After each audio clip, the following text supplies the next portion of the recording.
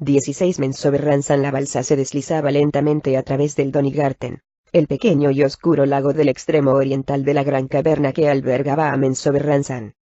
Drizzt iba sentado en la proa de la embarcación, mirando hacia el oeste a medida que la caverna se abría ante él, si bien, con la visión infrarroja, la imagen le parecía extrañamente borrosa. Al principio lo achacó a las corrientes cálidas del lago, y no le dio mayor importancia. Estaba preocupado, absorto en imágenes mentales del pasado y del presente, perturbado por el tumulto de recuerdos reavivados en su interior. El rítmico gemido de los remeros orcos a sus espaldas le permitió recobrar el sosiego suficiente para que las evocaciones acudieran a su memoria de una en una. El vigilante Drow cerró los ojos y cambió de manera voluntaria la percepción del espectro infrarrojo a la de luz normal. Recordaba el esplendor de las estructuras de estalagmitas y estalactitas de Mensoberranzan, sus intrincados y artísticos diseños resaltados por el brillo de los fuegos fatuos púrpuras, azules y rojos. No estaba preparado para lo que vio cuando abrió los ojos. La ciudad estaba llena de luz. No solo con fuegos fatuos, sino con deslumbrantes puntos amarillos y blancos, el brillo de antorchas y luz mágica de hechizos. Por un breve instante, Drizzt se permitió creer que la presencia de la luz podía ser una remota señal de un cambio en las perversas costumbres de los elfos oscuros. Siempre había relacionado la perpetua penumbra de la antípoda oscura con el malvado comportamiento de los Drows, o, al menos, había pensado que la tiniebla era un resultado congruente con el oscuro proceder de los suyos. ¿Por qué las luces? Drizzt no era tan arrogante como para pensar que estaban de algún modo relacionadas con su persecución. No creía ser tan importante para los Drows, y no tenía mucho más en lo que basarse aparte de las sospechas de los enanos de que se estaba fraguando algo tortuoso. Por supuesto, no tenía la menor idea de que los planes que se llevaban a cabo estaban dirigidos a un ataque masivo a la superficie. Hubiera querido preguntar a uno de los Drows sobre este asunto. La mujer, en particular, tendría alguna información, pero, ¿cómo podía sacar a colación el tema, sin descubrirse como un forastero? Como respondiendo a sus pensamientos, la mujer apareció a su lado, y se sentó embarazosamente cerca de él. «Los días son muy largos en la isla de Rote», dijo con tono insinuante. La atracción que sentía por el elfo oscuro se reflejaba palpablemente en sus relucientes ojos rojos. «Jamás me acostumbraré a la luz», contestó Drizzt, cambiando de tema y volviendo la vista hacia la ciudad. Sus ojos seguían adaptados al espectro de luz normal, y esperaba que sus comentarios dieran pie a una conversación sobre el tema. «¿Me hace daño en los ojos?» «Por supuesto», ronroneó la mujer, que se aproximó más e incluso enlazó el brazo de Drizzt con su mano. «Pero te habrás acostumbrado cuando llegue el momento». «Cuando llegue el momento». «¿El momento de qué?», quiso preguntar Drizzt, pues sospechaba por el tono de su voz que la mujer se refería a un acontecimiento específico. Pero no se le ocurría la forma de plantearle la pregunta, y, cuando la mujer se apretó contra él, comprendió que tenía otros problemas más acuciantes. En la cultura Drow, un matriarcado, los varones eran subordinados, y rehusar los requerimientos sexuales de una mujer era buscarse un grave problema. «Soy Caressa», le susurró al oído. «Dime que deseas ser mi esclavo». Drizzt se incorporó de un brinco, y desenvainó las cimitarras.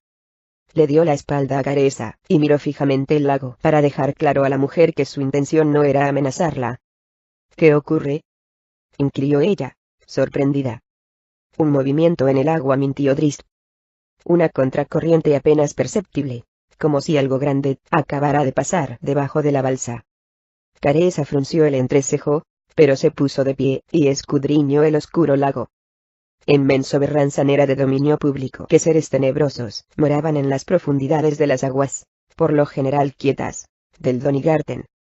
Uno de los juegos con los que se divertían los encargados de los esclavos era hacer que goblins y orcos nadaran desde la isla a la otra orilla, para ver si alguno de ellos era arrastrado bajo las aguas a una muerte horrible.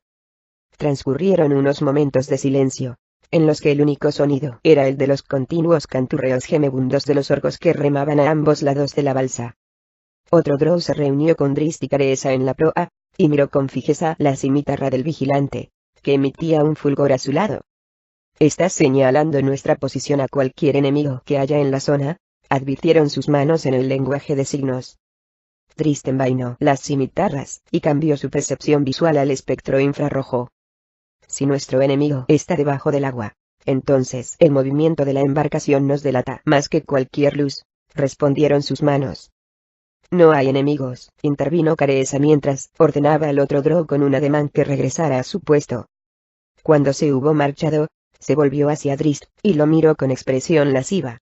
Comillas angulares derechas, ¿eres guerrero?, preguntó, observando detenidamente al varón de ojos de color púrpura. Un jefe de patrulla, quizá. Drist asintió con un cabeceo, y no mentía. En realidad había sido jefe de patrulla. Estupendo, comentó Careza. Me gustan los varones que valen la pena. Desvió la mirada, y reparó en que se aproximaban rápidamente a la isla de Rote. Quizás hablemos más tarde. Luego se dio media vuelta, y se alejó moviendo los brazos hacia atrás de manera que los vuelos de su túnica se alzaban dejando a la vista sus bien formadas piernas. Drist dio un respingo, como si lo hubiera abofeteado. Lo último que Careza tenía en mente era hablar. El elfo oscuro no podía negar que era hermosa, con rasgos refinados, una espesa mata de pelo bien arreglada, y un cuerpo de formas firmes y armoniosas. Pero, durante los años vividos entre los Drows, Drist Do'Urden había aprendido a mirar más allá de la belleza y la atracción físicas. Drist no separaba lo físico de lo emocional. Era un espléndido guerrero, porque luchaba con el corazón, y, del mismo modo que no combatía por el mero placer de combatir, tampoco tenía trato carnal con una mujer solo para satisfacer un deseo físico. Después repitió Careza mientras le lanzaba una ojeada por encima de su perfecto y delicado hombro. Cuando los gusanos te hayan dejado en los huesos, musitó Drist entre dientes, aunque esbozaba una sonrisa falsa. Por alguna razón, pensó en Catibrie, y la sensación cálida que despertó en él esa imagen, expulsó el frío dejado por la lujuriosa mujer Drow. Blindenstone cautivó a Catibrie, a pesar de su situación apurada, y de que el trato que los Svirfneblis le dispensaron distaba mucho de ser amistoso.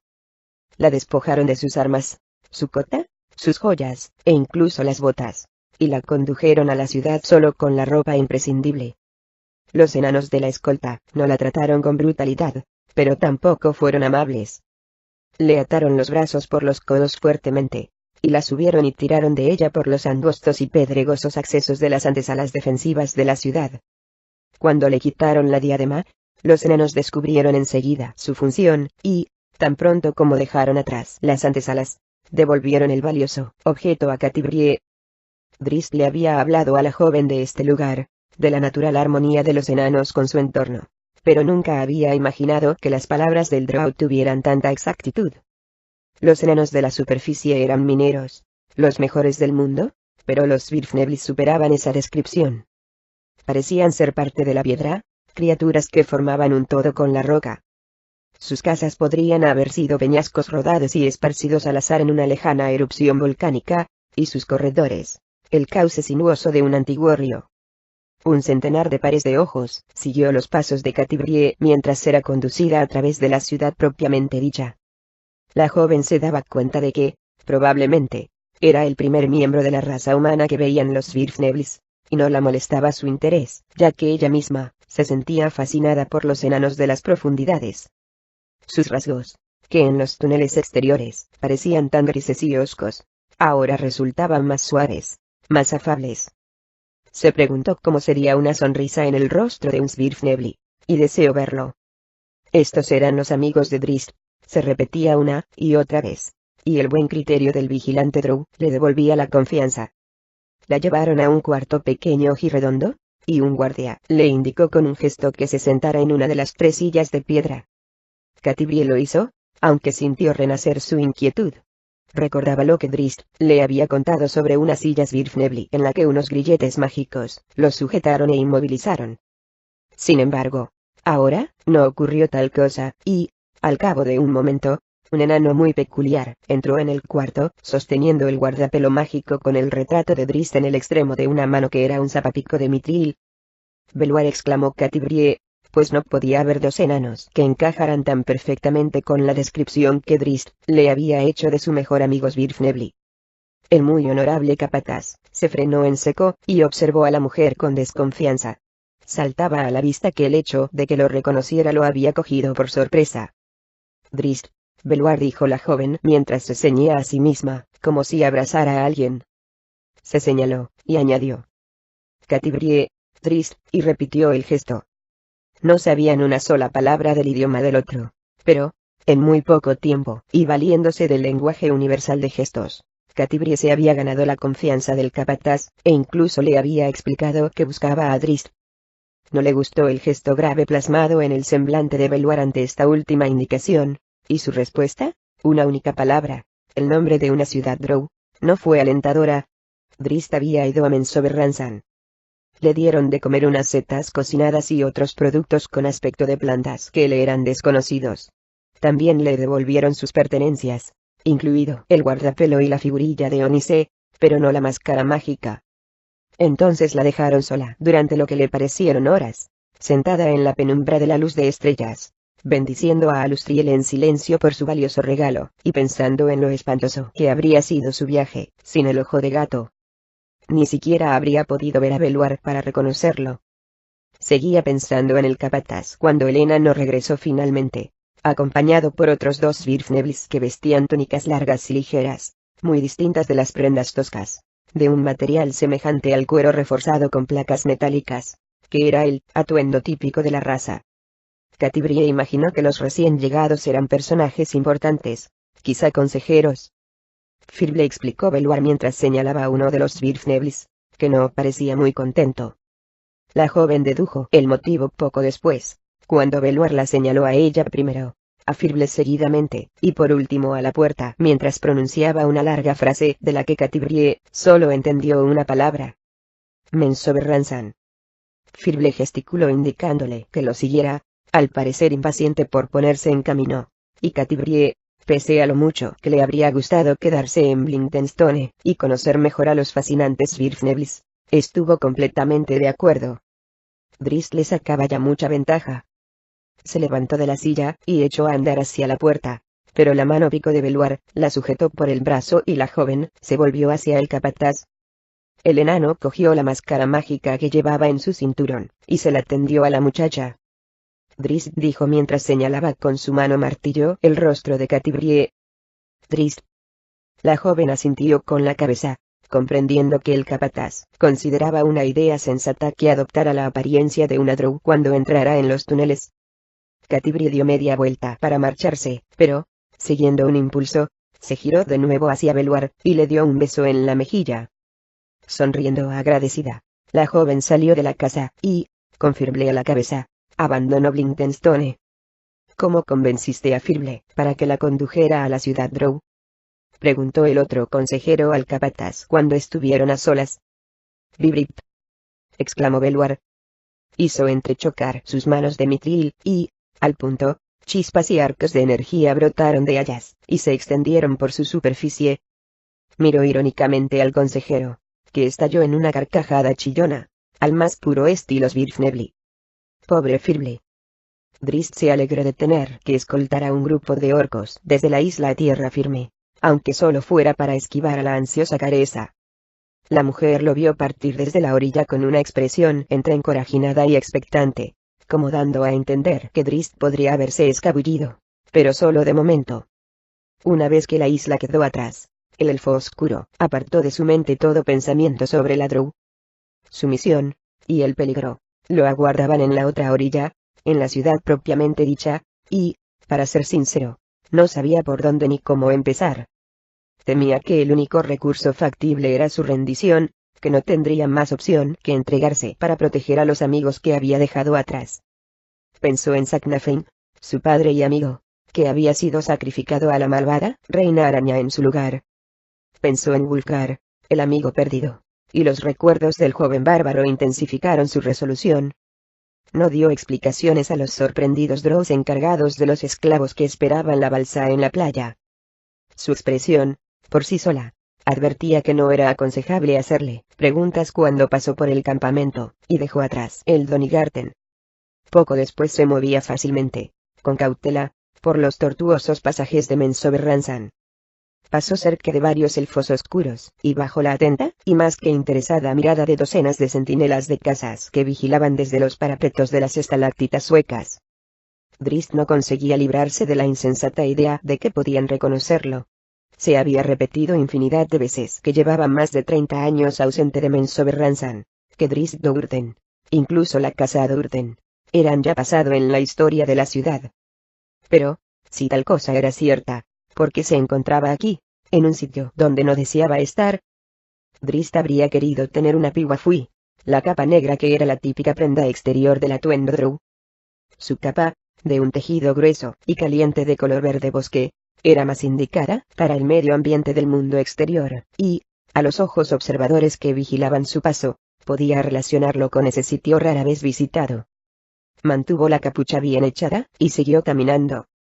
Esta sería una de las muchas excursiones al interior de la propia ciudad, pensó a medida que se iba familiarizando de nuevo con las sinuosas avenidas y los oscuros callejones.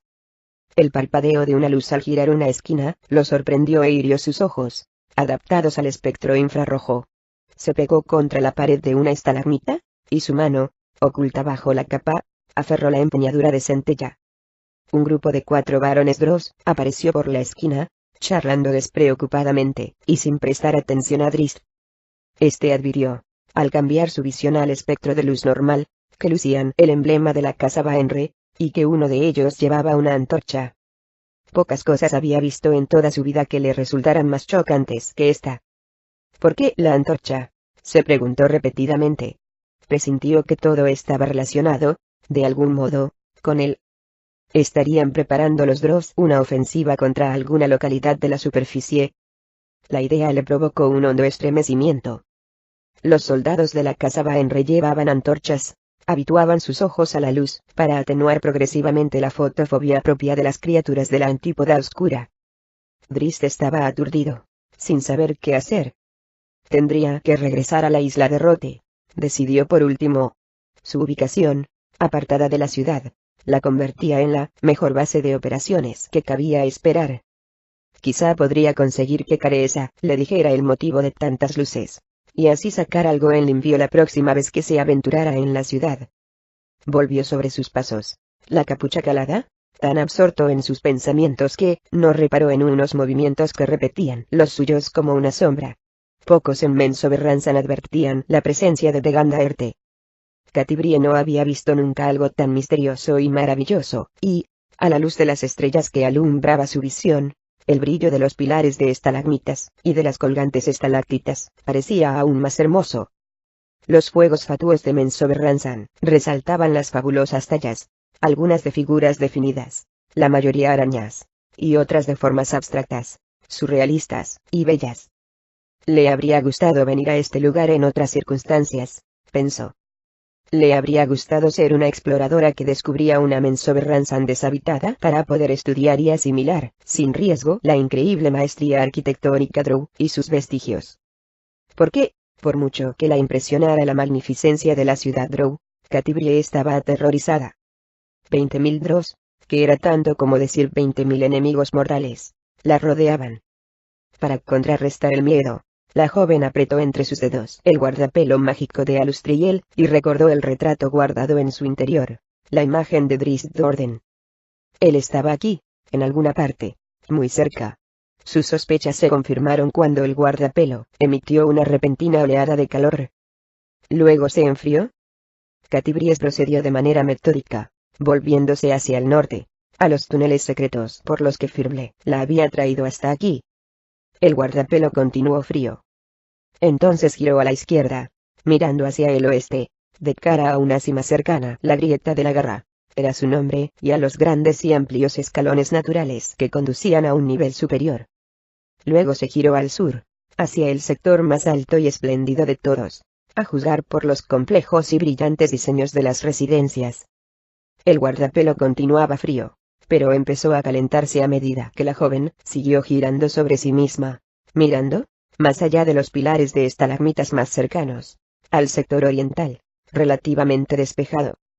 Drizzt estaba allí, hacia el este.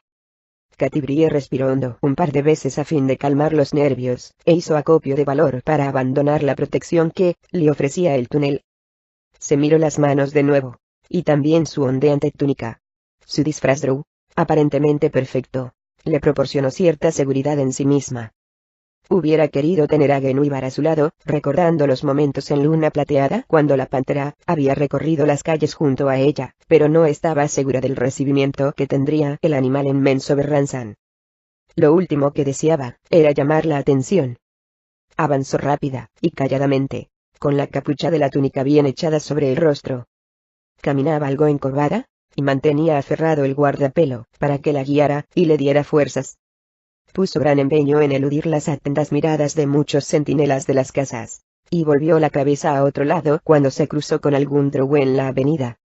Casi había pasado la zona de estalagmitas, y alcanzaba a ver el prado de musgo, el bosquecillo de setas, e incluso el lago que había más allá, cuando dos drows salieron repentinamente de las sombras, obstruyéndole el paso, bien que sus armas seguían enfundadas. Uno de ellos le hizo una pregunta, que la joven, naturalmente, no entendió. Dio un respingo de manera inconsciente, y advirtió que la miraban fijamente a los ojos. Los ojos. Claro, no tenían el brillo de la visión infrarroja, según le habían informado los Svirfnebles. El soldado le repitió la pregunta, con un tono más firme, y luego echó un vistazo sobre su hombro, hacia el lecho de musgo y el lago. Catibrie imaginó que estos dos eran parte de una patrulla, y que querían saber qué asuntos la traían por este sector de la ciudad. No le pasó inadvertida la actitud cortés con que se dirigían a ella, y entonces recordó lo que Drizzt le había contado sobre la cultura drow. Ella era una mujer. Ellos, simples varones. Se repitió la indescifrable pregunta, y Catibrie respondió con un gruñido colérico. Uno de los soldados se llevó las manos a las empuñaduras de las espadas, pero la joven los señaló con el dedo y gruñó de nuevo, amenazadoramente. Los dos varones se miraron con evidente desconcierto. A su entender, esta sacerdotisa era ciega, o, al menos, no utilizaba la visión infrarroja pese a que las luces de la ciudad no eran tan fuertes como para no necesitarla. Por lógica, no le habría sido posible ver los movimientos con claridad, y sin embargo, a juzgar por la forma en que apuntaba con el dedo, sí lo había hecho. Catibrie soltó otro gruñido, y les hizo un gesto, para que se apartaran de su camino. Con gran sorpresa por su parte, y un profundo alivio, los soldados retrocedieron, observándola con desconfianza, pero sin hacer nada amenazante. Iba a reemprender la marcha, agachando la cabeza para ocultar el rostro con la capucha, pero cambió de opinión. Esto era Menzoberranzan, una ciudad llena de temerarios elfos oscuros, rebosante de intrigas. Un lugar donde estar enterado o incluso fingir estar enterado de algo que tu rival ignoraba, podía salvarte la vida. Catibrie se retiró la capucha y se irguió mientras sacudía la cabeza para que la espesa melena blanca quedara libre de los pliegues. Clavó en los dos varones una mirada penetrante, malévola, y se echó a reír. Ellos huyeron a todo correr. La sensación de alivio fue tan fuerte que la hizo tambalearse. Inspiró hondo otra vez, apretó el guardapelo entre sus dedos, y se encaminó hacia el lago.